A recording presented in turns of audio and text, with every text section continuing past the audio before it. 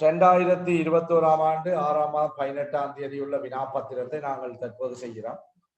இந்த வினாப்பத்திரத்தை நாங்கள் பார்க்கிற போது 18வது முக்கோண எண்ணை காண சொல்லி முதலாவது வினா 18வது முக்கோண எண். இந்த 18வது முக்கோண எண்ணை நாங்கள் காண்ற போது முக்கோண எண்ணுக்குரிய பொது உறுப்பு n × n சரௌண்டிங்கில் 2. ஆகவே பொது உறுப்பு உங்களுக்கு கட்டாயம் தெரிஞ்சிருக்க வேண்டும். ஆகவே நாங்கள் 18வது முக்கோண எண்ணுக்கு நாங்கள் எண்ணுக்கு பதிலாக நாங்கள் 18 பிரதியிடுற போது 18 பெருக்கல் 19 × 2. இதை நாங்கள் 2ஆல 18ஐயும் 2ஐயும் நாங்கள் 2ஆல வகுக்கலாம். ஓர் 2 2 18 2ஆல வகுத்தா 9. இந்த 9ஐ நாங்கள் 19ஆல பெருக்குகின்ற போது 9 9 81 8 மிச்சம் 9 மட்டும் 17. ஆகவே 171ஆக இருக்கு. ஆகவே நாங்கள் 18வது முக்கோண எண்ணை காண்ற போது 171ஆக இருக்கு. ஆகவே முக்கோண எண்ணின் பொது உறுப்புக்குரிய சூத்திரம் n × n சரௌண்டிங்கில் 2. ஆகவே 18வது முக்கோண எண் என்னும் போது 18 தர 19 × 2. ஆகவே நாங்கள் சுருக்குகின்ற போது 171ஆக இருக்கு. அடுத்தது 2வது வினாவை நாங்கள் பார்க்கிற போது 2வது வினா ஒரு சதுர எண்ணை காண சொல்லி இருக்கு. அப்ப எங்களுக்கு தெரியும் சதுர எண்ணின் பொது உறுப்பு n வர்க்கமாக இருக்கு. அப்ப சதுர எண்ணின் பொது உறுப்பு n வர்க்கம். ஆகவே 23வது சதுர எண் என்றா 23 வர்க்கம். 23 வர்க்கம் என்னும் போது 23 தர 23. ஆகவே நீங்கள் 23 23ஆல பெருக்கினீங்க என்று சொன்னா அதை பெறக்கூடியதாக இருக்கும். ஆகவே 23 23ஆல பெருக்கிற போது 9 6 6 4 9 6 மாறும் 12 1 மிச்சம் 5. ஆகவே 529ஆக இருக்கு. 23வது சதுர எண் 529ஆக இருக்கு. அப்ப 23வது சதுர எண் என்னும் போது 23 23ஆல நாங்கள் பெருக்குதல் வேண்டும். தொடர்ச்சியாக நாங்கள் இந்த 3வது வினாவுக்கு வருவோம். இந்த 3வது வினாவை நாங்கள் பார்க்கிற போது இந்த எண்கோலத்தின் பொது உறுப்பை காண்க என்று கேட்டிருக்கு. ஆகவே ஒரு எண்கோலத்தின் பொது உறுப்பை நாங்கள் காண்றதுக்கு இலகுவான வழி நாங்கள் அதின் பொது வித்தியாசத்தை காணணும். ஆகவே இதன் பொது வித்தியாசம் என்ன எங்களுக்கு தெரியும். இது 4ஆல கூடிக்கொண்டு போகுது. ஆகவே பொது வித்தியாசம் 4. அப்ப நீங்க பொது வித்தியாசத்தை நான் d என்று வச்சிருந்தேன்டா 25ல இருந்து நான் 21 கழிக்கிறேன். ஆகவே பொது வித்தியாசம் 4. இப்ப நான் பொது உறுப்பு எழுத போறேன். பொது உறுப்பை நீங்க tn என்று போடலாம் அல்லது பொது உறுப்பு என்று நாங்க போடலாம். பொது உறுப்பு சமன் 4ஆல கூடிக்கொண்டு போகுது 4n. ஆகவே 4ஓடு என்ன சேர்த்து விடுவோம் 4n. இந்த முதலாம் உறுப்புக்கு முன்னுக்கு ஒரு உறுப்பு வந்தா அது எவ்வாறு அமையுமோ அந்த எண்ணை காணும். 25ல இருந்து 4 கழிபட்டு 21 வருது. 21ல இந்த 4 கழிபடுற போது எங்களுக்கு தெரியும் 17. ஆகவே பொது உறுப்பு 4n சக 17ஆக இருக்கு. ஒரு எண்கோலத்தின் பொது உறுப்பு எப்படி காண்றோம்? பொது வித்தியாசத்தை முதலாவது காண்றோம். பொது வித்தியாசம் எவ்வாறு காண்றது? முதலாம் உறுப்பு அல்லாத உறுப்பிலிருந்து அதுக்கு முன்னே உறுப்பை கழிக்க வர்றதுதான் பொது வித்தியாசம். ஆகவே 25ல இருந்து நாங்க 21 கழிக்கிற போது எங்களுக்கு பொது வித்தியாசம் 4. ஆகவே நாங்கள் பொது உறுப்பை காண்ற போது அந்த பொது வித்தியாசம் தர n, அதாவது 4n. அதுக்கு முன்னுக்கு இந்த எண்கோலத்துக்கு முன்னுக்கு முதலாவது உறுப்புக்கு முன்னுக்கு என்ன உறுப்பு வரும் என்று அதை கண்டுபிடிப்போமாக இருந்தால் அதுதான் நாங்கள் இதாயிருக்கும். ஆகவே 25ல இருந்து 4 கழிபட்டு 21, 21ல இருந்து 4 கழிபட்டா 17. ஆகவே பொது உறுப்பு என்பது 4n சக 17ஆக இருக்கு. அடுத்தது இந்த 4வது வினாவுக்கு வருவோம். இந்த ஒரு எண்கோலத்தில பொது உறுப்பு 31 சய 3 என்ன இக்கோலத்தின் முதல் 3 உறுப்புகளையும் எங்களுக்கு பொது உறுப்பு தரப்பட்டிருக்கு. அதாவது 31 சக 3 என்றிருக்கு. முதல் 3 உறுப்புகளையும் காண சொல்லி. ஆகவே நாங்கள் முதலாம் உறுப்பை நாங்கள் காண்கின்ற போது எண்ணுக்கு பதிலாக நாங்கள் 1 பிரதியிடல் வேண்டும். ஆகவே 31 சய 3 தர 1. ஆகவே நீங்கள் 31ல இருந்து 3 கழிக்கிற போது 28. 2ஆம் உறுப்பை நாங்கள் எப்படி காணலாம் என்றா எண்ணுக்கு பதிலாக நீங்க 2 பிரதியிடுவோம். ஆகவே 31 சய 3 தர 2. அப்ப 31ல இருந்து நீங்கள் 6 கழிக்கிற போது 25. 3ஆம் உறுப்பை நாங்கள் எவ்வாறு காணலாம்? 3ஆம் உறுப்பை நாங்கள் காண்கின்ற போது 3ஆம் உறுப்பு சமன் எண்ணுக்கு பதிலாக நாங்கள் 3 பிரதியிடுவோம். அப்ப 31 சய 3 தர 3. ஆகவே 31 சய 9 22 ஆகவே 22 ஆக இருக்கு. அல்லது நீங்கள் முதலாம் உறுப்பும் இரண்டாம் உறுப்பும் கண்டுட்டு அது இந்த பொது வித்தியாசத்தை கண்டு அதன் மூலமும் மூன்றாம் உறுப்பை காணக்கூடியதாக இருக்கு. நாங்கள் இந்த வழி எங்களுக்கு இலகுவானது. எண்ணுக்கு பதிலாக ஒன்றை நாங்கள் பிரதியிடுகின்ற போது எங்களுக்கு முதலாம் உறுப்பு பெறப்படும். எண்ணுக்கு பதிலாக நாங்கள் 2 பிரதியிடுகின்ற போது எங்களுக்கு இரண்டாம் உறுப்பு கிடைக்கும். எண்ணுக்கு பதிலாக 3 பிரதியிடுகின்ற போது மூன்றாம் உறுப்பு கிடைக்கும். ஆகவே முதல் 3 உறுப்புகளாக எங்களுக்கு இருப்பது 28, 25, 22 ஆக இருக்கு. முதல் 3 உறுப்புகள். தொடர்ச்சியாக நாங்கள் அடுத்தாவது வினாவுக்கு வர போறோம். 5வது வினாவை நாங்கள் பார்க்கிற போது இந்த 5வது வினாவில 16, 20, 24, 28 என்றவாறு உள்ள எண்கோலத்தில் பொது உறுப்பு எழுதுக. அப்ப பொது உறுப்பு எழுதணும் என்று சொன்னா நாங்கள் பொது வித்தியாசத்தை முதலாவது காணணும். அப்ப வித்தியாசம் என்றா டியால குறிக்கிற காமன் டிஃபரன்ஸ் என்று சொல்லுவோம். அப்ப 2 பக்கத்து உறுப்பு எடுப்போம், பின்னுறுப்பில இருந்து முன்னுறுப்பை கழிப்போம். அப்ப 20ல இருந்து நான் 16 கழிக்கிறேன். ஆகவே 4 ஆக இருக்கு. ஆகவே நாங்கள் இப்ப பொது உறுப்பை நாங்கள் எழுதுகிற போது பொது உறுப்பு சமன் நான் பொது வித்தியாசம் எனக்கு தெரியும். அந்த பொது வித்தியாசத்தோட என்ன செய்திருப்போம் 4 இதுக்கு முன்னுக்கு ஒரு உறுப்பு வந்தா அது எவ்வாறு அமையும் என்று பார்ப்போம். 20ல இருந்து 4 கழிவட்டு 16 வந்திருக்கு. 16ல இருந்து 4 கழிங்க 12. என்ன 12? சக 12. ஆகவே பொது உறுப்பு 4 சக 12 ஆக இருக்கு.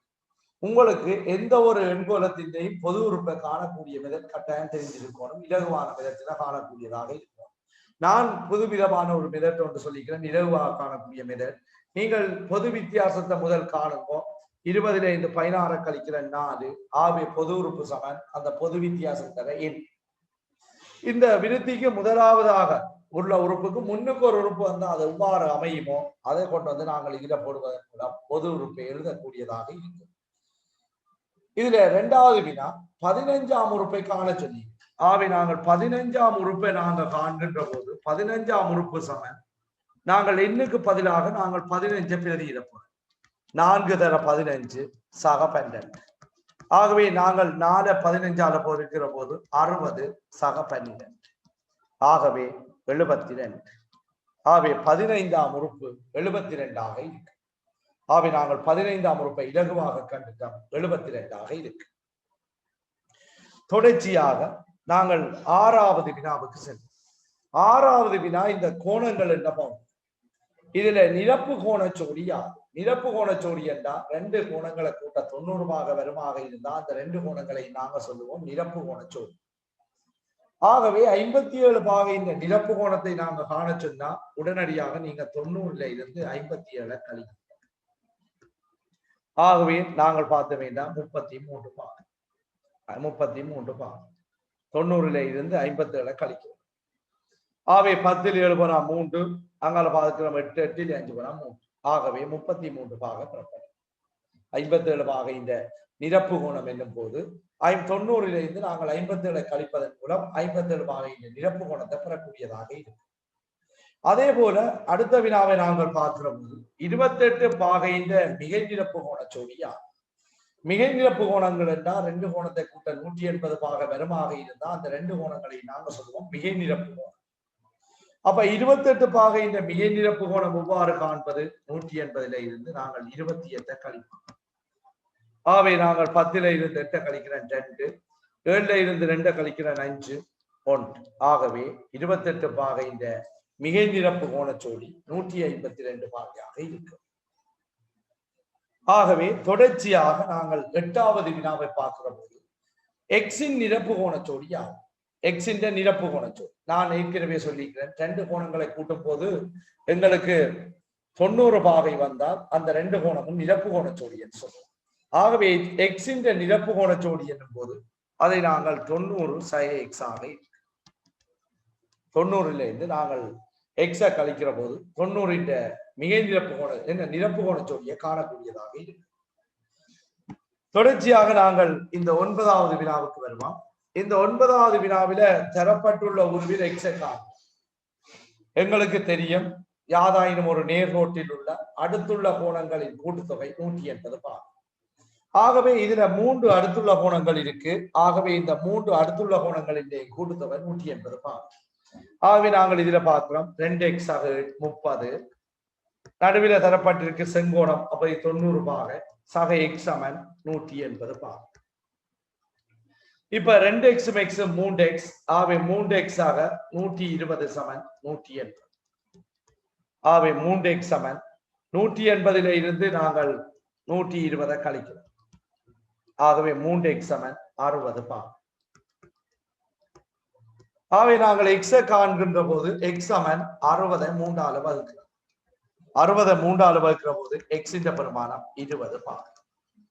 ஆகவே நான் ஒரு சாதாரண ஒரு எளிய சமன்பாட்டை உருவாக்கி வச்சுக்கிறேன். யாதாயினும் ஒரு நேர்கோட்டில் உள்ள அடுத்துள்ள கோணங்களின் கூட்டுத்தொகை 180 பாக.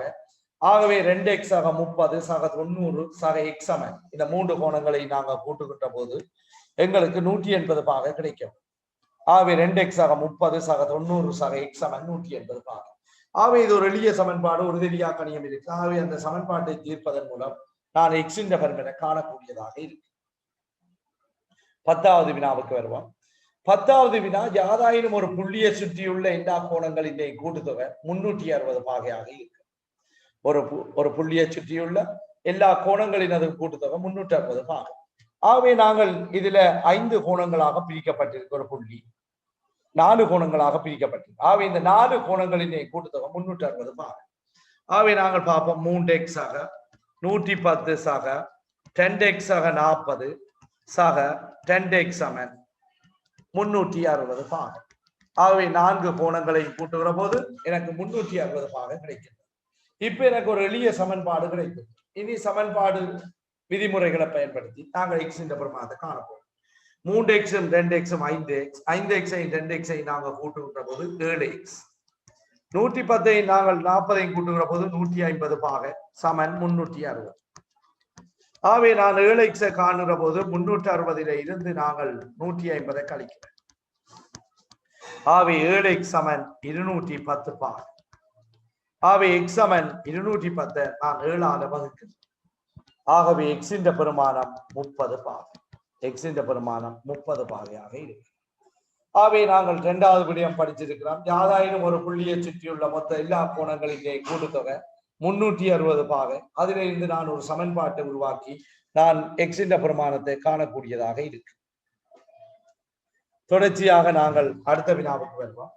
இந்த 11வது வினாவுக்கு நாங்கள் வர்ற போது தரப்பட்டுள்ள உருவின் அடுத்துள்ள கோணச்சோடிகள் 2 எழுதுக. அடுத்துள்ள கோணச்சோடி என்றா என்ன? அதாவது அடுத்துள்ள கோணச்சோடி 3 விடயங்கள் உள்ளடக்கப்பட்டது. மிக முக்கியமான விடயங்கள். பொது உச்சி இருக்க வேணும், பொது புயம் இருக்க வேணும். பொது புயத்தின் இரு பக்கமும் உள்ள கோணங்களை நாங்கள் சொல்லுவோம் அடுத்துள்ள கோணம். பொது உச்சி இருக்கணும், பொது புயம் இருக்க வேணும்.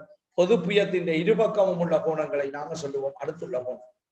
ஆகவே இதில் அடுத்துள்ள கோணச்சோடி 2 கேட்கிற போது நான் இந்த 2 கோணத்தையும் அடுத்துள்ள கோணச்சோடிகளாக எழுதக்கூடியதாக இருக்கு. ஓ பொது உச்சி, ஓபி பொது புயம், பொது புயத்தின் 2 பக்கமும் இருக்கு.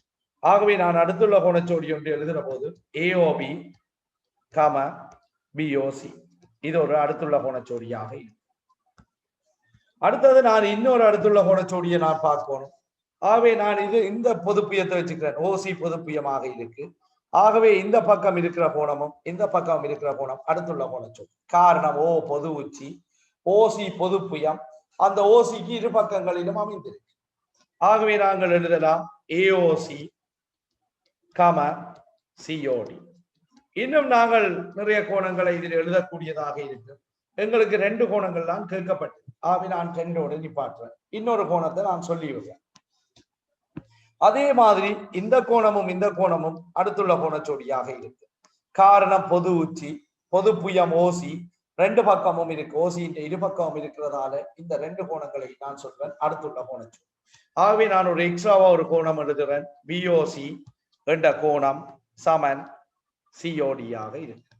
இன்னும் நாங்கள் வேற கோணங்களை எழுதக்கூடியதா இருக்கு. நான் உங்களுக்கு ஒரு 3 எழுதி காட்டியிருக்கு. இதுல 2 எழுதிட்டீங்கன்னா காணும். அடுத்தாவது 12வது வினாவுக்கு நாங்கள் வரும்போது 12வது வினா திசைகொண்ட எண்களின் கூட்டல் கழித்தல். இந்த திசைகொண்ட எண்களை நாங்கள் கூட்டல் கழித்தல் செய்கிற போது 2 விதமாக நாங்கள் செய்யலாம். முதலாவது முறை நாங்கள் பார்க்கிற போது இந்த கழித்தல், அதாவது கழித்தல் என்பதை நாங்கள் கூட்டலாக மாற்றி செய்யலாம். அதாவது ஒரு எண்ணில இருந்து ஒரு எண்ணை கழிக்கிறோம் என்று சொன்னா அந்த எண்ணின் நிகர்மாற்றை கூட்டுவதற்கு சமம். அதாவது ஒரு எண்ணில இருந்து இன்னொன்றை கழிப்பது என்பது அந்த மற்ற எண்ணின் நிகர்மாற்றை கூட்டுவதற்கு சமம். நிகர்மாறு என்றா உங்களுக்கு தெரியும். அப்ப ரெண்டு எண்களை கூட்டைக்குள்ள எங்களுக்கு 0 வருமாக இருந்தா ஒரு எண் மற்றதின் நிகர்மாறு என்று சொல்லுவோம். அப்ப 18 நிகர்மாறு என்னென்று பார்த்தா 18ஓட எண்ணத்தை கூட்டைக்கு எங்களுக்கு 0 வரும். நேர் 18ஓட மர 18 கூட்டம் 0 வரும். ஆகவே நேர் 18 நிகர்மாறு மர 18ஆக இருக்கும். ஆகவே நாங்கள் இந்த வினாவை நாங்கள் பார்க்கிற போது இந்த மர 18 இருந்து 32 நாங்கள் கழிப்பது என்பது அந்த 32 நிகர்மாற்றை கூட்டலுக்கு சமம். ஆகவே நான் கூட்டல் ஆக்குறேன். நிகர்மாறு மர 32 நிகர்மாறு நேர் 32. ஆகவே இப்ப உங்களுக்கு தெரியும் இது மறையன், இது நேரன், கழிபடம். ஒவ்வொரு குறியண்டா கழிபடம் பெருசில இந்த சின்ன கழிவோம், பெருசிட்ட குறிய போடுவோம்.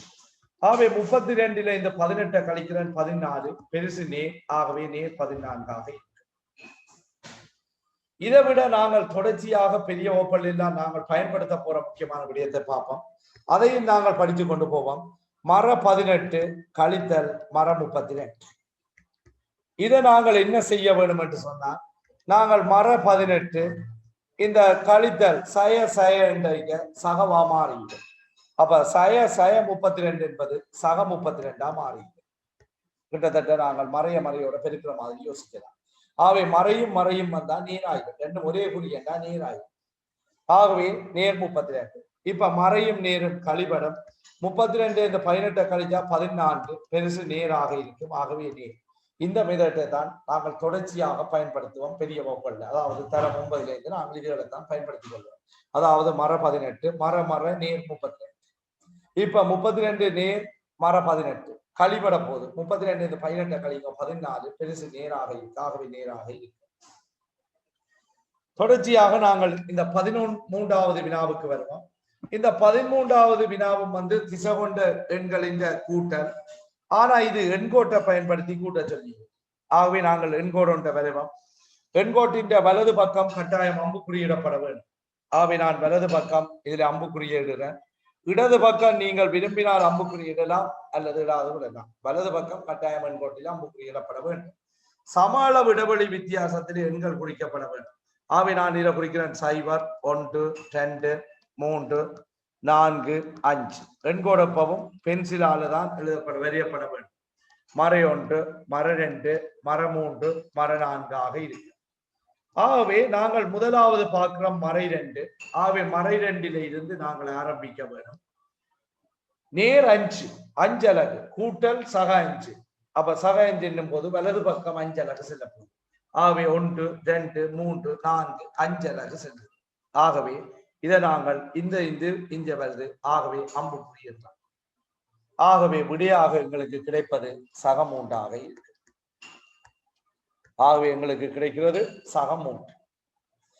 அடுத்தாவது 14வது வினாவை பயன்படுத்த போறோம். திசை கொண்ட எண்களின் கழித்தல் எண்கோட்டை பயன்படுத்தும். ஆகவே நாங்கள் அந்த எண்கோட்டையும் வரைவோம். உண்மையிலே நாங்கள் எண்கோடு வரைகிற போது பென்சிலால வரையப்பட வேண்டும். ஆகவே நான் பென்சிலால வரைகிறேன். இந்த பென்சிலால வரைகிற போது வலது பக்கம் கட்டாயம் அம்புக்குறியிடப்பட வேண்டும். இதில் அம்புக்குறிய போடுறேன். ஆகவே 0ல இருந்து ஸ்டார்ட் பண்றேன். 0, 1, 2, 3, 4. மர 1, மர 2, மர 3, மர 4, மர 5, மர 6.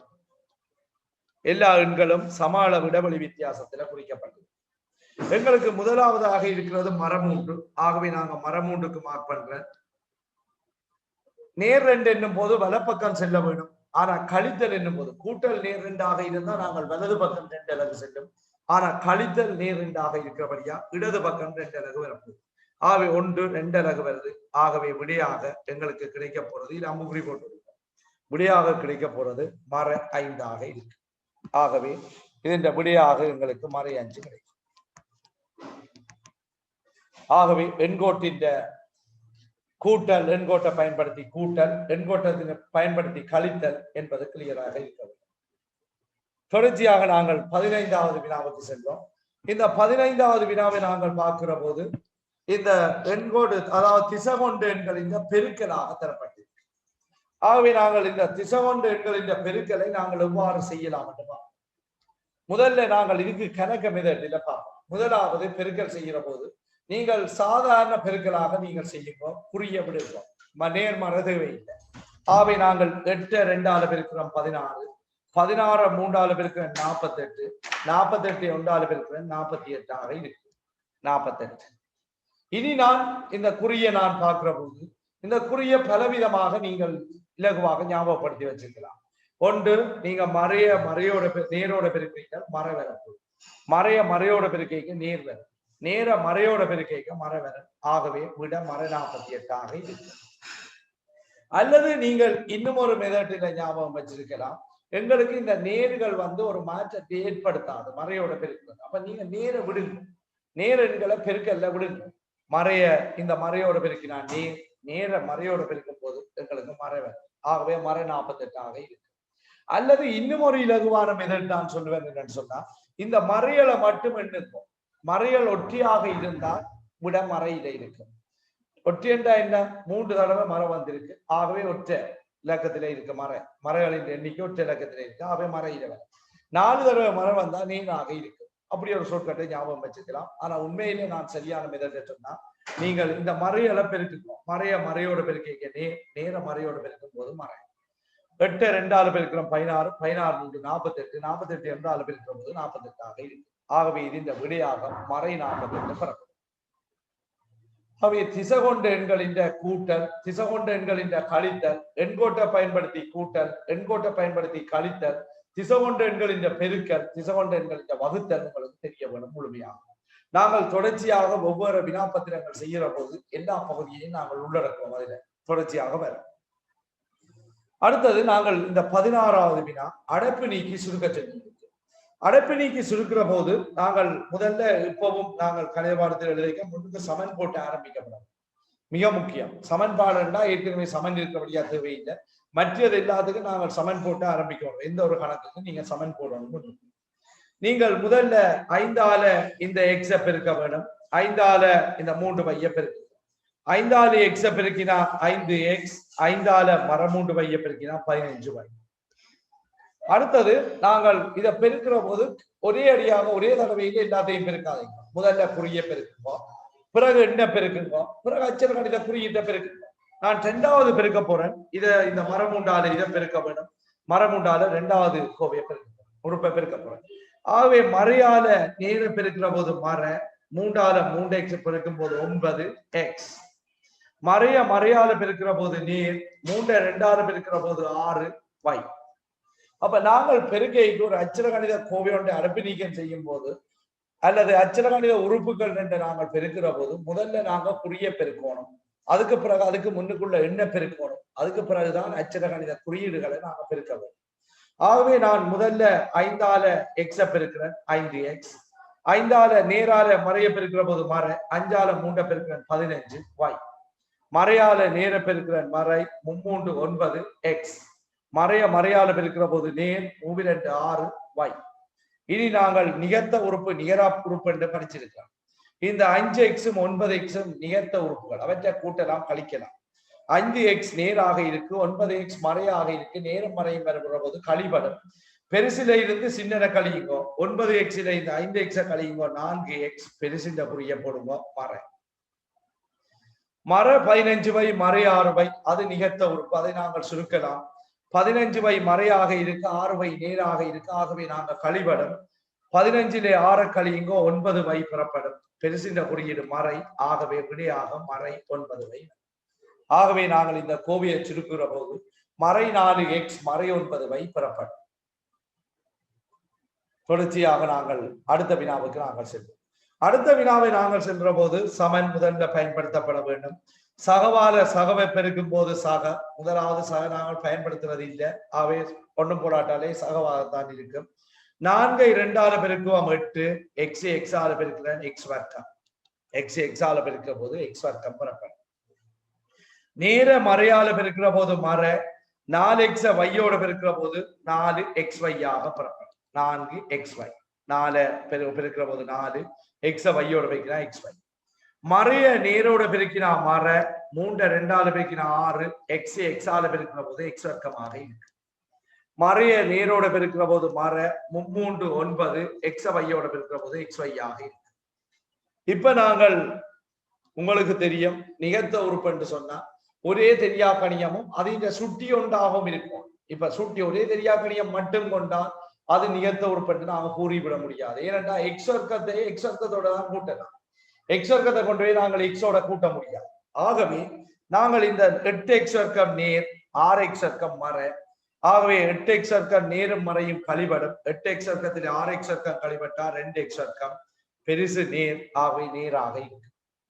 மறை 4xy மறை 9xy ரெண்டும் மறையாக இருக்கு, ஆகவே கூட்டுப்படும். 9 4 13xy ரெண்டும் மறையாக இருக்கிறபடியால் விட 13xy.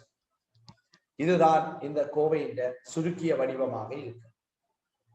நாங்கள் நிகழ்த்த உறுப்புகளை கூட்டலாம் கழிக்கலாம், நிகரா உறுப்புகளை கூட்ட இயலாது கழிக்க இயலாது என்று படிச்சிருக்கலாம்.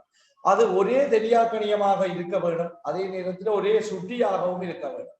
நாங்கள் ஒரு 6x வர்க்கத்தோட கொண்டு போய் 4x வர்க்கத்தை நாங்கள் ஒரே தெரியாக்கணியம் என்று இதை கூட்ட முடியாது. இது கூட்ட இயலாது. 6x வர்க்கத்தோட 4x வர்க்கத்தை மட்டும்தான் நாங்க கூட்டலாம், இவற்றை கூட்ட முடியாது. ரைட்.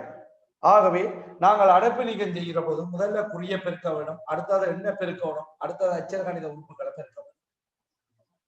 தொடர்ச்சியாக நாங்கள் அடுத்த 2வது பக்கத்தில் செல்ல போறோம், 3வது பக்கத்தில் செல்ல போறோம். 18வது வினா. இந்த 18வது வினாவில இந்த அச்சர கணித கோவைகளுக்கு பிரதியிட்டு பெருமானம் காண்பது என்பது மிகவும் முக்கியமான ஒரு விஷயம். எங்களுக்கு வரைவுகள் எல்லாத்திலையும் ஓரவல்ல எல்லாத்திலையும் எங்களுக்கு இந்த பிரதியிடல் என்பது மிக முக்கியம். ஆகவே நாங்கள் இந்த பிரதியிடுகிற போது நாங்கள் இந்த வகையில பிரதியிடலாம், அல்லது அடைப்பு நீக்கி சுருக்கி போட்டு நீங்க பிரதியிடலாம். ஆகவே நான் முதலாவது என்ன செய்ய போறேன் என்றா, இது அடைப்பு நீக்கம் செய்து சுருக்கிட்டு பிரதியிட போறேன். 5ஆல 3x பெருக்கிற போது 15x சய 3 6y சக 3 பெருக்கினா 9. இப்ப நான் பிரதியிடுறேன் 15 பெருக்கல் 15x என்னும் போது 15 பெருக்கல் x, எக்ஸுக்கு பதிலாக நான் மறை 2 பிரதியிடுறேன். சய 6 தர வைக்கு பதிலாக எங்களுக்கு 3 தரப்பட்டது, சக 9. முதலில் நாங்கள் பெருக்கல் செய்யப்பட வேண்டும். நேர மறையோட பெருக்கினா மறை 15 2ஆல பெருக்கினா 30. மறை நேரோட பெருக்கப்பட்ட மறை 6 3 18 சக 9. இதை நாங்கள் சுருக்குற போது மறையெண்களோட கூட்டி மறைய போடுவோம். மர 30 மர 18 மர 48 சக 9. ஆகவே மறையும் நேரும் வந்தா கழிபடும். பெருசில இந்த சின்ன கழிங்கோ பெருசில குறிய போடுவோம். 48 இருந்து 9 போனா 39 பெருசு மர, ஆகவே விட மர 39ஆக இருக்கு. இதுதான் பிரதியிடல். 2வது வினா தரப்பட்டது. 2வது வினாவை நாங்க பார்க்கிற போது 10x 3x வர்க்கத்தோட பெருக்கப்படும். ஆகவே 2 3ஆல பெருக்கிறோம் 6, x வர்க்கத்தோட பெருக்கினா x கணம், 10x 2 நேரம் நிறையால பெருக்கினா மற, 2 1ஆல பெருக்கினா 2, x வையோட பெருக்கினா xy. இப்ப நான் பிரதியிட போறேன் 6 தர மர x பதிலாக மர 2, மர 2 3ஆம் அடுக்கு சய 2 தர எக்ஸுக்கு பதிலாக மர 2 தர பெருக்கல் வைக்கு பதிலாக 3. ஆகவே நாங்கள் முதல்ல இதுல சுருக்கிற போது சுட்டியலை கண்டுறோம். மர 2 3ஆம் அடுக்கு, அப்ப 6 தர மர 2 அடுக்கு ஒற்றியாக இருக்கிறபடியா விட மறையாக இருக்கும். 2 3ஆம் அடுக்கு எங்களுக்கு தெரியும் 8. அடுத்ததை நாங்க பெருக்குவோம். மறையோட பெருக்கினா நேர் 2 4 3 12 இருக்கு. இப்ப நாங்கள் நேர மறையோட பெருக்கினா மறை 6 8 48 48 சக 12. ஆகவே 48 இருந்து 12 கழிக்கிற போது நேரும் மறையும் கழிபடும். 48 இருந்து 12 கழிச்சா 36 பெருசு மர, ஆகவே மர 36 புறப்படும். நாங்கள் முதல்ல அடைப்பு நீக்கம் செய்கிறோம், பிறகு எக்ஸுக்கு பதிலாக பிரதியிடுறோம். அதுலேயும் நீங்க முதலாவது காண வேண்டியது மர 2 3ஆம் அடுக்கு சுட்டியல் மாறுதுகளை கண்ட பிறகுதான் நீங்க பெருக்கல் கூட்டல் கழித்தல் செய்யப்பட வேண்டும். ஆகவே அந்த வகையில நாங்க சுருக்கிற போது மறை 36 புறப்படும். இந்த அச்சர கணித கோவை என்பது மிக முக்கியமான பகுதி, உங்களுக்கு இப்ப விளங்கி இருக்கு. அடுத்த பகுதிக்கு வரப்போம். நாங்கள் திண்மங்கள் என்னும் பகுதி படிக்கப்படும். திண்மங்கள் என்ற பகுதி நீங்கள் ஏற்கனவே தரம் படிச்சிருக்கீங்க. இப்ப அது இந்த அட்வான்ஸ் ஆகிருக்கிற பகுதியை தான் நாங்கள் இங்க படிக்கிறோம். பிளேட்டோவின் திண்மங்கள். பிளேட்டோவின் திண்மங்கள் என்று சொன்னா எல்லா முகங்களும் ஒரே அளவான ஒழுங்கான பல்கோணியை கொண்ட, அதே நேரம் ஒவ்வொரு உச்சியிலும் உள்ள பல்கோணிகளின் எண்ணிக்கை சமனாகவும் உள்ள திண்மங்களை நாங்கள் சொல்லுவோம் பிளேட்டோவின் திண்மங்கள். எல்லா முகங்களும் ஒழுங்கான பல்கோணி என்று மட்டும் போடினாது, ஏன் ஒரே அளவென்றதும் உள்ளடக்கப்பட வேண்டும். நீங்கள் ஐங்கோணி ஒழுங்கான ஐங்கோணி சின்ன பெருசை பயன்படுத்தி விடலாம். ஆகவே நீங்கள் எழுதணும் ஒரே அளவான ஒழுங்கான பல்கோணியை கொண்டனவும் ஒவ்வொரு உச்சியிலும் சந்திக்கும் பல்கோணிகளின் எண்ணிக்கை சமனாக உள்ளதுமான திண்மத்தை நாங்கள் சொல்லுவோம் பிளேட்டோவின் திண்மங்கள். பிளேட்டோவின் திண்மங்கள் 5 மட்டும்தான் இருக்கு. அந்த 5ஐயும் நீங்க எழுதுற போது பின்வரும்படியத்தை கவனிக்கும். ஒழுங்கான நான்முகி, அந்த ஒழுங்கான என்ற வசனம் சேர்க்கப்பட வேண்டும். ஒழுங்கான நான்முகி, ஒழுங்கான நான்முகி. அடுத்தது சதுரமுகி. சதுரமுகி என்ற வேர்ட்ஸுக்கு அந்த ஒழுங்கான என்று அடக்கப்பட்டிருக்கிறதால நாங்கள் அதை ஒழுங்கான சதுரமுகி என்று அழைக்கிறோம். சதுரமுகி என்றாலே அது ஒழுங்கானதான் இருக்கு. அடுத்தது ஒழுங்கான எண்முகி. ஒழுங்கான எண்முகி, ஒழுங்கான எண்முகி. அடுத்ததை நாங்கள் பார்க்கிற போது ஒழுங்கான பன்னிருமுகி. ஒழுங்கான பன்னிருமுகி. விடியலை தெளிவாக எழுத வேண்டும். ஒழுங்கான பன்னிருமுகி, பன்னிருமுகி. அடுத்தது தெரியும் ஒழுங்கான, அடுத்த வரியில் எழுதுறேன், ஒழுங்கான 20 முகி. ஒழுங்கான 20 முகி, ஒழுங்கான 20 முகி. இந்த 5 திண்மங்களையும் நாங்க சொல்லுவோம் பிளேட்டோவின் திண்மங்கள். பிளேட்டோவின் திண்மங்கள் 5 தான் இருக்கு. ஒழுங்கான நான்முகி, சதுரமுகி, ஒழுங்கான எண்முகி, ஒழுங்கான பன்னிருமுகி, ஒழுங்கான 20 முகி. இதிலேயும் நாங்கள் பார்த்தோம் என்றால் ஒழுங்கான நான்முகின்ற முகத்தின் வடிவம் சமபக்க முக்கோணமாக இருக்கும். சதுரமுகிக்கு சதுரமாக இருக்கும். எண்முகிக்கு ஒழுங்கான எண்முகிக்கு சமபக்க முக்கோணி. பன்னிருமுகிக்கு ஒழுங்கான ஐங்கோணியாக இருக்கும். 20 முகிக்கும் ஒழுங்கு சமபக்க முக்கோணி பிறக்கும். ஆகவே இவற்றை எல்லாத்தையும் நாங்கள் சொல்லுவோம் பிளேட்டோவின் திண்மங்கள். எல்லா முகங்களும் ஒரே அளவான ஒழுங்கான பல்கோணியை கொண்ட திண்மங்கள். அதே நேரம் ஒவ்வொரு உச்சியிலையும் சந்திக்கிற முகங்களின் எண்ணிக்கை சமனாக உள்ள திண்மங்களாக இருக்கு. இவற்றை பிளேட்டோவின் திண்மங்கள் என்று சொல்லுவாங்க. அடுத்தது ஒய்லரின் தொடர்பு பொருந்தாத திண்மங்கள் 2 தங்க. ஒய்லரின் தொடர்பு பொருந்தாத திண்மங்கள் என்னும் போது வளைவான விளிம்புகளை கொண்ட திண்மங்களுக்கு ஒய்லற்ற தொடர்பு பொருந்தாது. அதாவது நேர் விளிம்புகளை உடைய திண்மங்களுக்கு மட்டும்தான் நாங்கள் ஒய்லரின் தொடர்பை பயன்படுத்தலாம். வளைந்த விளிம்புகளை கொண்ட திண்மங்களுக்கு நாங்கள் ஒய்லரின் தொடர்பு பயன்படுத்த முடியாது. ஆகவே வளைந்த விளிம்புகளை கொண்ட திண்மங்களை நாங்கள் எழுதுவோம். ஆகவே திண்மங்கள் என்னும் போது ஒய்லரின் தொடர்பு பொருந்தாத திண்மங்கள் உருளை. உருளைக்கு நாங்கள் ஒய்லற்ற தொடர்பை பயன்படுத்த முடியாது. அடுத்தது நாங்கள் பார்ப்போம் கூம்பு. கூம்புன்னா உங்களுக்கு தெரியும், அந்த ஐஸ்கிரீம் கோன் அடியில வட்ட வடிவமாக இருக்கும். இதை நாங்கள் சொல்லுவோம் கூம்பு. இந்த 2ம் வளைவான விளிம்பை கொண்டிருக்கிறதால இதுக்கு ஒய்லரின் தொடர்பு பயன்படுத்த முடியாது. அடுத்த வினாவுக்கு நாங்கள் வர்ற போது பன்னிருமுகிக்கு ஒய்லரின் தொடர்பு பொருந்துகின்றதா என வாய்ப்பு பார்க்க சொல்லி. பன்னிருமுகிக்கு ஒய்லரின் தொடர்பு பொருந்துதான். பன்னிருமுகின்ற முகம், உச்சி, விளிம்பு இவற்றின் எண்ணிக்கை முதல்ல எங்களுக்கு தெரியும். ஆகவே நான் முதல்ல எழுதுறேன், எங்களுக்கு பார்ப்போம். முதல்ல எழுதுற போது பன்னிருமுகி முகங்களின் எண்ணிக்கை. முகங்களின் எண்ணிக்கை உங்களுக்கு தெரியும், பேரிலேயே இருக்கு 12 முகம். அடுத்தது உச்சிகளை பார்த்தோமே என்று சொன்னா பன்னிருமுகிக்கு 20 உச்சி இருக்கு. விளிம்புகளின் எண்ணிக்கையை பார்த்தோமே என்றால் எங்களுக்கு தெரியும் 30 விளிம்புகள் இருக்கு. இந்த பன்னிருமுகியும் 20 முகியையும் நாங்கள் தொடர்பு வச்சிருந்தோமே என்றால் ஈஸியா கண்டுபிடிக்கலாம். பன்னிருமுகிக்கு 20 உச்சி இருக்கும், 20 முகிக்கு 12 உச்சி இருக்கு. 2க்குமே விளிம்புகளின் எண்ணிக்கை 30 இருக்கு.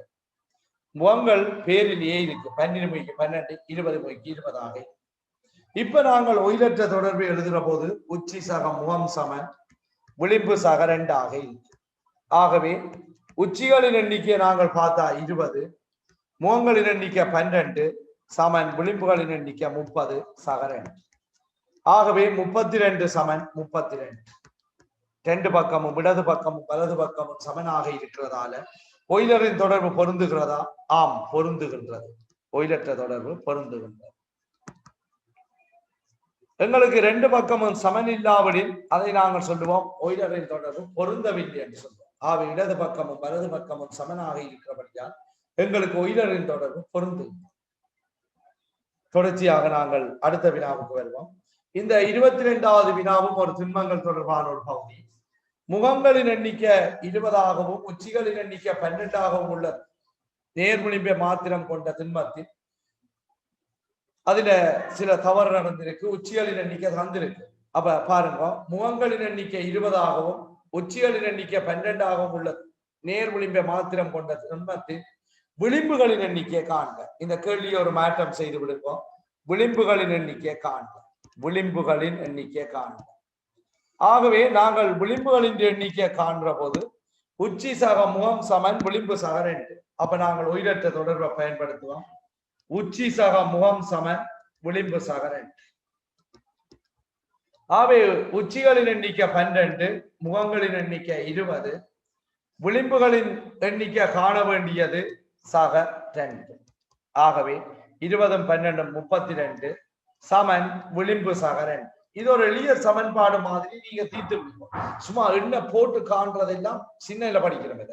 இப்ப நாங்கள் இந்த கூற்று 2 வலது பக்கம் வரும்போது கழிவரம். ஆகவே 32 சய 2 சமன் விளிம்பு.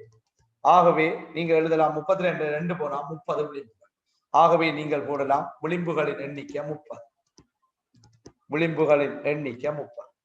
விளிம்புகளின் எண்ணிக்கை 30.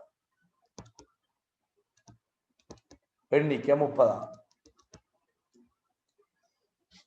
ஆகவே அதாவது முகங்களின் எண்ணிக்கை 20ஆகவும் உச்சிகளின் எண்ணிக்கை 12ஆகவும் உள்ள நேர் விளிம்பை மாத்திரம் கொண்ட திண்மத்தின் விளிம்புகளின் எண்ணிக்கையை காண சொல்லுங்க. அப்ப உச்சி சக முகம் சமன் விளிம்பு சக 2. ஆகவே இதை பயன்படுத்துவதன் மூலம் நாங்கள் விளிம்புகளின் எண்ணிக்கையை நாங்கள் காண்றோம். சமன்பாட்டு விதிமுறைகளை பயன்படுத்துகிறோம். இப்ப நாங்கள் தொடர்ச்சியாக நாங்கள் அடுத்ததுக்கு வரப்போறோம். இந்த உச்சிகளின் எண்ணிக்கையும் முகங்களின் எண்ணிக்கையும் சமனாக உள்ள திண்மங்கள் 2 தருக என்று சொல்லி உச்சிகளின் எண்ணிக்கையும் முகங்களின் எண்ணிக்கையும் சமனாக இருக்கும். அப்ப நான்முகிக்கு எடுத்தா உச்சி 4 முகம் 4. உச்சி 4 இருக்கு, முகம் 4. அப்ப நான்முகியை எடுத்தீங்கன்னா உச்சிகளின் எண்ணிக்கையும் முகங்களின் எண்ணிக்கையும் சமனாக இருக்கும். அடுத்தது நீங்கள் பார்க்கலாம் அடி சதுரமாக உள்ள செங்கும்பு, அதாவது சதுர அடி கும்பகம் என்று சொல்லுவோம். சதுர அடி கும்பகத்தை எடுத்தீங்கன்னா அடி கும்பகம். இதைத்தான் நாங்க சொல்லுவோம் பிரமிட் என்று சொல்லுவோம் கும்பகம். இதுக்கு பாத்தீங்கன்னா உச்சிகளின் எண்ணிக்கை 5, முகங்களின் எண்ணிக்கை 5 ஆக இருக்கும். ஆகவே நான்முகி சதுர அடி கும்பகம் ஆகிய 2க்கும் உச்சிகளின் எண்ணிக்கையும் முகங்களின் எண்ணிக்கையும் சமனாக காணப்படும். தொடர்ச்சியாக நாங்கள் 24வது வினாவுக்கு வருவோம். இந்த 24வது வினாவை நாங்கள் பார்க்கிற போது இந்த 16x வர்க்கம் சய 24x ஆக 32xy காரணிப்படுத்துது. ஆகவே இதுக்குள்ள நீங்கள் பொது காரணிகள்ல பெரியது போக்காப்பை நாங்க படிச்சுட்டோம். எண்களுக்கு போக்காப்பை காண்றது உங்களுக்கு தெரியும். நாங்கள் நிறைய இடத்தை பார்த்துட்டோம், மனதால பார்த்தே கண்டுபிடிக்கிறோம். இனி நாங்கள் செய்முறை செய்து பார்க்கிறது கிரேட் 7ல வச்சுக்கோம். இனி நாங்கள் பார்த்த உடனே சொல்லணும் 16 24 32க்கு நாங்கள் போக்காப்பை பொது காரணியில பெரிசு என்னன்னு பார்த்தோம்னா 8 ஆக இருக்கு. ஆகவே நாங்கள் முதல்ல சமன் பயன்படுத்த வேணும் 8. இதுல அச்சரகணித உறுப்பை பார்ப்போம். எக்ஸ் எக்ஸ் எக்ஸ் வர்க்கம் எக்ஸ் எக்ஸ் இருக்கு. அப்ப 3க்கும் எக்ஸ் இருக்கிறபடியா எக்ஸ் நான் பொதுவாக எடுக்கிறேன். ஆகவே நீங்கள் பொது எடுத்த அப்புறம் பிராக்கெட்டுக்கு எப்படி எழுதுறது என்ற ஒரு சந்தேகம் இருக்கு. நீங்கள் எடுத்த போக்காப்பையை இந்த இதை போக்காப்பால பிரிக்கணும். 16 8ஆல பிரிச்சா 2, எக்ஸ் வர்க்கத்தை எக்ஸால பிரிச்சா எக்ஸ், மறைய நேரால பிரிச்சா மர, 24 8ஆல பிரிச்சா 3, எக்ஸ் எக்ஸால பிரிச்சா இல்லாம, நேரால பிரிச்சா நேர், 32 8ஆல பிரிச்சா 4, எக்ஸ் எக்ஸால பிரிச்சா எக்ஸ் இல்லாம போயிடும் 5. நீங்கள் போக்காப்பை அதை என்ன இடைக்க பிரேக்கெட் இருக்கிற குழம்ப தேவையில்லை, ஒரு மெதட்டை வச்சிருக்கோம். போக்காப்பை எடுத்துட்டோம் 8x. இந்த 16x வர்க்கத்தை 8xால பிரிச்சு போட்டு பிரேக்கெட் எழுது. அதுதான் நான் செய்யறேன். அதே போல இந்த 10வது கேள்விக்கு வருவோம். 25வது வினாவுக்கு வருவோம். இந்த 25வது வினாவை நாங்கள் பார்க்கிற போது இந்த 10 15 20 இந்த 3 நம்பருக்கும் போக்காப்பையை நாங்கள் பார்ப்போம். போக்காப்பை 5 ஆக இருக்கு. அடுத்தது இதுல ஏ வர்க்கம், இதுலையும் ஏ வர்க்கம், ஏ வர்க்கம், 3லையுமே ஏ வர்க்கம் இருந்தா நீங்க ஏ வர்க்கத்தையே போக்காப்பையா எடுத்துக்கணும். 5 ஏ வர்க்கம் போக்காப்பை. 10 5ஆல பிரிச்சா 2, ஏ வர்க்கம் ஏ வர்க்கத்தோட பிரிவட்டா இல்லாம போய் நேர மறைய நேரால பிரிச்சா மர 15 அஞ்சால பிரிச்சா 3 ஏ வர்க்கம் வெட்டுப்பட்டா பி வர்க்கம் 20 நேரால பிரிச்சா நேர் 20 அஞ்சால பிரிக்கிற போது 4 ஏ வர்க்கம் வெட்டுப்பட்டது. ஆகவே இதாக இருக்கு. இதை நீங்கள் உண்மையில சுருக்கி இருக்கணும். இதுல நான் ஒரு பகுதி ஒன்றை சேர்த்து விடுறேன், நீங்க சேர்த்து விடுவோம். இதுல சி என்றது ஒன்று அடிப்படை சி வரும். ஆகவே இதுல சிய போட்டு 4 சி. ஆகவே 10 ஏ வர்க்கம் சய 15 ஏ வர்க்கம் பி சக 20 ஏ வர்க்கம் சி என்று வரும். ஆகவே நாங்கள் இதை பொது எடுத்துட்டு காணக்கூடியதாக இருக்கு. அடுத்தது நாங்க பார்ப்போம். இந்த வர்க்கமூல பெருமானம் என்றது எங்களுக்கு மிகவும் முக்கியமான ஒரு பகுதி என்று நான் ஏற்கனவே சொல்லியிருக்கிறேன். இந்த வர்க்கமூலத்தை பார்த்த உடனே 2 மெதட்டில நாங்கள் இந்த வர்க்கமூல பெருமானத்தை காணலாம். ஒன்று முதன்மை காரணிகளால் வகுப்பதன் மூலம் காணலாம். 2வது மெதட் அவதானிப்பின் மூலம் காணலாம். நான் இந்த அவதானிப்பின் மூலம் பயன்படுத்த போறேன். சைவராக கடைசி இலக்கம் சைவராக இருந்தா சைவராக இருக்கும்.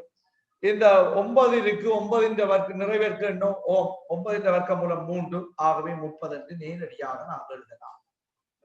ஆகவே 30 தான் வர்க்கமூலம் 900 வர்க்கமூலம் 900 30ஆக இருக்கு. அடுத்தது நாங்கள் இந்த வர்க்கமூலத்துக்குள்ள 2/4 அடுக்கு தர x/6 அடுக்கு தர y வர்க்கம். இது இந்த வர்க்கமூல பெருமானத்தை காண சொன்னா இலகுவான ஒரு ஷார்ட்கட் மெத்தடை நாங்க பயன்படுத்திக்குவோம். இதுல இருக்கிற சுட்டிகள் எல்லாத்தையும் 2ஆல பிரிச்சு கொடுப்போம். ஆகவே வர்க்கமூலம் நீங்கும் போது இந்த சுட்டிகள் 2ஆல வகுப்படும். ஆகவே 2/4 2ஆல பிரிச்சா 2, x/6 2ஆல பிரிச்சா 3, y/2 2ஆல பிரிச்சா y/1. இப்ப நான் 2 வர்க்கம் 4 x கனம் y ஆக இருக்கு. 4x கனம் y தான் இது இந்த சுருக்கின வடிவம் வர்க்கமூல பெருமானம். அடுத்தது சதுரம் ஒன்றின் பரப்பளவு 625 சென்டிமீட்டர் வர்க்கம். அது பக்க நீளத்தை காண சொல்லி சதுரம் ஒன்றின் பரப்பளவு வந்து பக்க நீளம் கேட்டா அது வர்க்கமூல பெருமானத்தை நீங்க காணும். ஆகவே வர்க்கமூலம் 625. இந்த வர்க்கமூலம் 625 நேரடியா தெரிஞ்சாக்கள் எழுதுங்க. இதுக்கு செய்முறை தேவையில்லை. அவதானிப்பு முறை மூலம் தெரிஞ்சாக்கள் அவதானிப்பு முறையை பயன்படுத்தும். 5ல முடிகிறபடியா வர்க்கமூலத்தின் பெருமானம் 5ல முடியும்.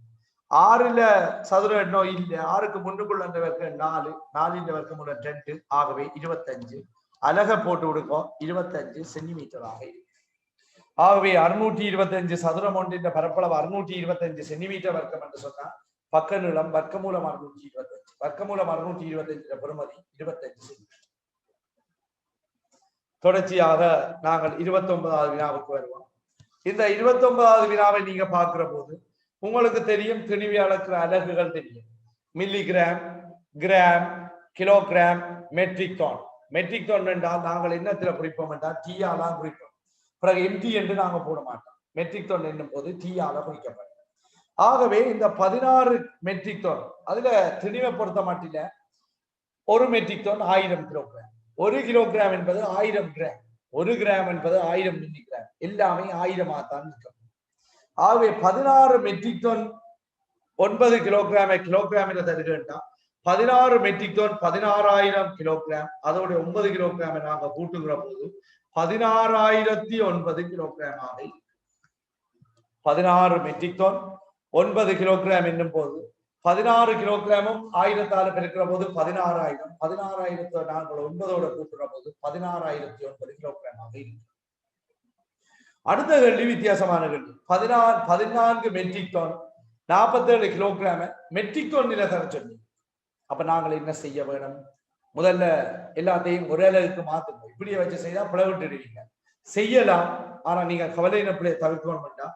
முதல் எல்லாத்தையும் கிலோகிராமுக்கு மாத்தும். 14,047 14 கிலோகிராம் 14,000 14,047 கிலோகிராம். ஆகவே இதை மெட்ரிக் டன்னுக்கு மாத்திக்க 1000ஆல பிரிப்போம். ஆகவே 3 இலக்கம் தசமதானம் முன்னுக்கு வரப்போகுது. ஆகவே நாங்க பார்க்கிற போது 14.047 மெட்ரிக் டன். நீங்கள் நேரடியாக எழுதினா சில பேர் இந்த சைபரை போடாம விட்டுவீங்க.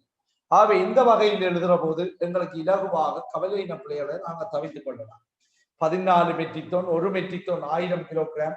ஆகவே 14 மெட்ரிக் டன் என்னும் போது 14,000 14,000ஓட 47 கூட்டினா 14,047 கிலோகிராம். இதை நாங்கள் மெட்ரிக் டன்னுக்கு மாற்றப்படுவது கிலோகிராமை மெட்ரிக் டன்னுக்கு மாற்றப்படுவது 1000 வகுக்கிறோம். 1000 வகுக்கிறோம்டா 3 இலக்கத்துக்கு முன்னுக்கு தசமதானம் இடம். ஆகவே 14.047 மெட்ரிக் டன்னாக இருக்கு. அடுத்தது இந்த திணிவுகளின் கூட்டல் கழித்தல். இந்த திணிவுகளின் கூட்டல் கழித்தல் என்றால் உங்களுக்கு தெரியும் 2 மெத்தடில நீங்க இந்த திணிவுகளை கூட்டலாம் கழிக்கலாம். ஒரு மெத்தட் நீங்கள் நேரடியாக கூட்டலாம். அதாவது நேரடியாக கூட்டுறது என்ற போது நாங்கள் மெட்ரிக் டன்னோடையும் கிலோகிராமோடையும் கூட்டலாம். ஆகவே நான் இதில் எழுதுறேன் மெட்ரிக் டன் கழிக்க போறேன் மெட்ரிக் டன் கிலோகிராம்.